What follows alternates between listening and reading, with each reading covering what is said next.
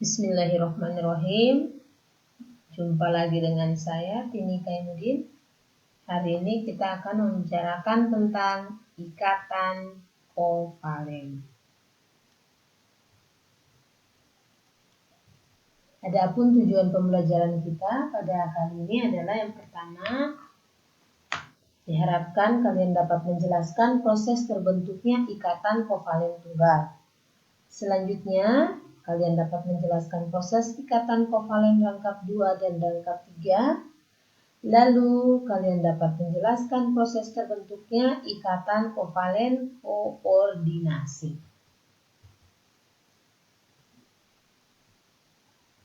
Mari kita lihat definisinya. Yang dimaksud dengan ikatan kovalen adalah ikatan yang terjadi karena adanya pemakaian bersama pasangan elektron oleh dua atom yang berikatan. Nah, seperti itu ya. Selanjutnya kita lihat ciri dari ikatan kovalen. Ciri yang pertama itu ikatan kovalen itu dapat terjadi pada atom atau unsur yang sejenis. Misalnya H2, O2, Cl2, seperti itu ya. Nah, ciri yang kedua adalah ikatan kovalen itu terjadi jika perbedaan keelektronegativitasnya kecil. Untuk atom yang tidak sejenis ini ya, atau unsur yang tidak sejenis. Nah, kalau unsur yang sejenis, pasti perbedaan keelektronegatifannya sama dengan 0. Nah, selanjutnya, sebagian besar ikatan kovalen itu terjadi antara atom-atom non-logam. Yang mana itu atom non-logam? Coba kita lihat dalam sistem periodik unsur. Semakin ke kiri itu sifat logamnya semakin besar. Berarti kalau semakin ke kanan, berarti sifat logamnya akan semakin ke kanan, sifat logamnya akan semakin kecil. Maka di daerah ini yang berwarna biru ini ya, non metal, ini bilangnya non metal ini. Nah, ini adalah non logam. Ini non logam. Oke. Boron, silikon, germanium, arsenik, antimoni, polonium, ini semua adalah unsur metaloid atau semi metal. Tetapi kalau dalam pembentukan ikatannya itu dikategorikan sebagai pembentukannya ikatan kovalen. Nah, seperti itu. Oke, baik, kita akan lanjut. Jenis ikatan kovalen. Dilihat dari ikatannya itu terdiri dari 3. Ada ikatan kovalen tunggal, berarti ada satu pasang elektron ikatan di sini. Selanjutnya ada ikatan kovalen rangkap 2, berarti ada 2 pasang elektron ikatan. Lalu yang ketiga adalah ikatan kovalen rangkap 3. Nah, kalau rangkap 3 berarti ada 3 pasang elektron ikatan. Kita coba lihat bagaimana pembentukannya.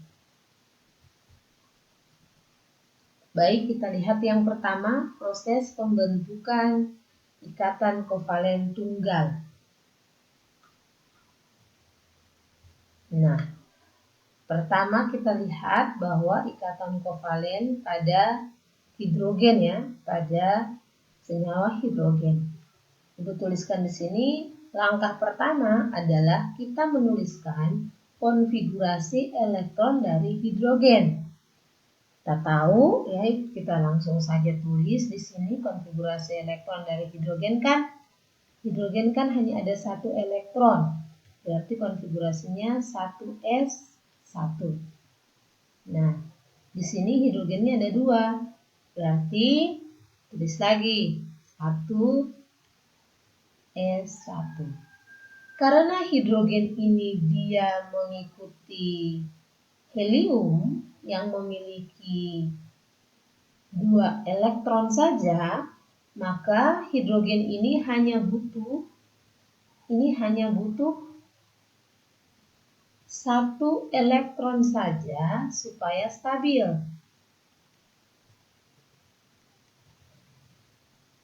Nah, itu langkah pertama. Langkah berikutnya kita menuliskan struktur Lewisnya. Karena elektronnya 1, berarti kita tuliskan nih hidrogen 1. Seperti itu. Oh, hidrogennya ada 2. Karena hidrogennya ada 2, maka ya, ini lagi yang 1. Ibu gambarkan silang saja supaya kelihatan. Nah, karena hidrogen ini masing-masing kekurangan 1 elektron atau butuh 1 elektron supaya stabil, maka kedua elektron ini akan digunakan secara bersama-sama. Maka ibu akan tuliskan seperti ini. Ini adalah punyanya si kiri, kemudian ini adalah punyanya yang bagian kanan, lalu mereka akan membentuk ikatan seperti ini. Ini yang disebut dengan satu ikatan, satu pasang elektron ikatan. Seperti itu. Sehingga dituliskan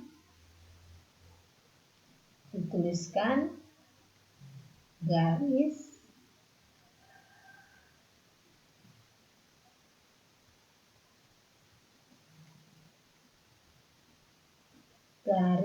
terus ini garis.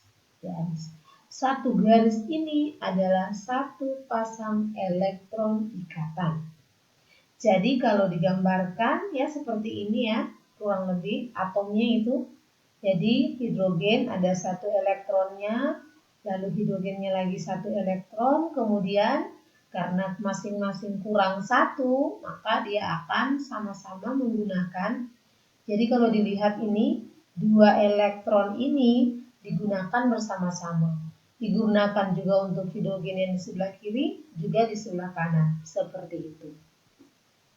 Kita coba melihat ikatan kovalen pada H2O. Sama prinsipnya. Pertama kita tuliskan dulu konfigurasi elektron pada oksigen. Oksigen ya. Nah, kita tulis nih.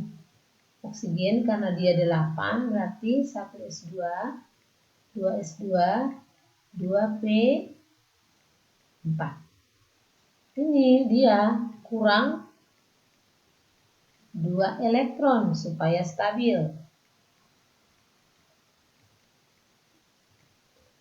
Karena dia mengikuti gas mulia yang lain. Nah, hidrogen itu dia hanya butuh 1 elektron saja.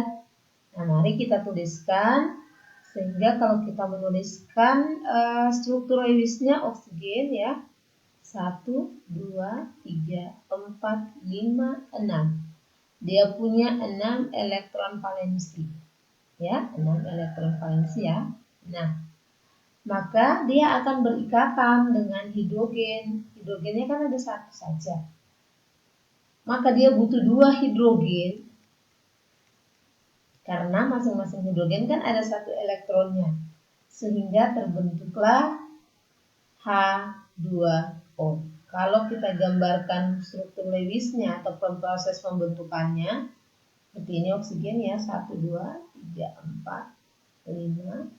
Di sini ada hidrogen, kemudian di sini ada hidrogen juga. Sehingga terbentuklah senyawa H2O yang seperti ini. Nah, molekulnya kan ada pasangan elektron bebasnya 2. Nah, kalau yang tidak berikatan ini dikenal dengan pasangan elektron bebas. Ini contohnya dituliskan dalam bentuk lingkaran ya. Dalam bentuk atom ya, sama prinsipnya. Seperti itu. Jadi ada 1, kemudian ini oksigennya 6. Oksigen itu butuh 2 lagi supaya stabil, lalu digunakan bersama-sama dengan atom hidrogen. Selanjutnya, mari kita melihat pembentukan ikatan kovalen rangka 2. Oke. Nah, mari kita lihat oksigen O2. Sama prinsipnya tetap menuliskan konfigurasi dari oksigen. Tadi kita sudah tulis ya, tapi biar kita tulis lagi. 1S2, 2S2, 2P4. 4, dia butuh elektron valensinya ada 6. Oksigennya kan ada 2, sama. Nah, maka kita menuliskan struktur Lewisnya 1, 2, 3, 4, 5, 6. Karena oksigennya ada 2, maka kita gambarkan lagi yang satunya. Ibu kasih beda saja, ini bukan elektron seperti ini ya, tapi biar kelihatan. Nah, ini akan berikatan ini. Akan ada 2 pasang elektron yang terlibat dalam ikatan. Sehingga dia akan menghasilkan atau membentuk seperti ini. Kemudian ada begini. Ya, boleh. Lalu ada ini ke sini ya. Kemudian ada oksigen lagi. 1, 2, 3, 4. Nah, di sini ada 2 pasang elektron ikatan yang terlibat. Nah, kalau dilihat dari pembentukannya sama seperti yang saya tulis di sini, yang Ibu tulis di sini ya. Nah, karena ada 2 pasang elektron ikatan sehingga di sini ada dua garis. Nah, itulah proses pembentukan ikatan kovalen rangkap 2. Selanjutnya, mari kita lihat pembentukan ikatan kovalen rangkap 3. Prinsipnya sama seperti tadi ya.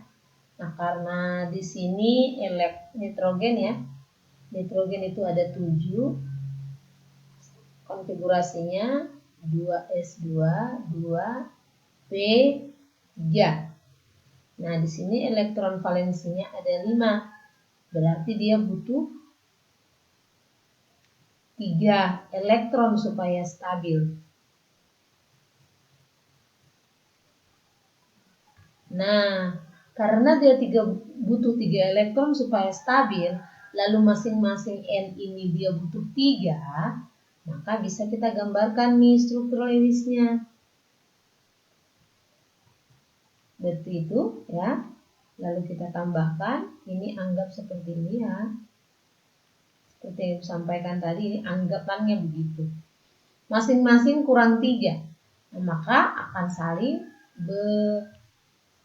membentuk ikatan membentuk ikatan kovalen, sehingga akan terlihat bahwa nitrogen itu memiliki gas N2 ya.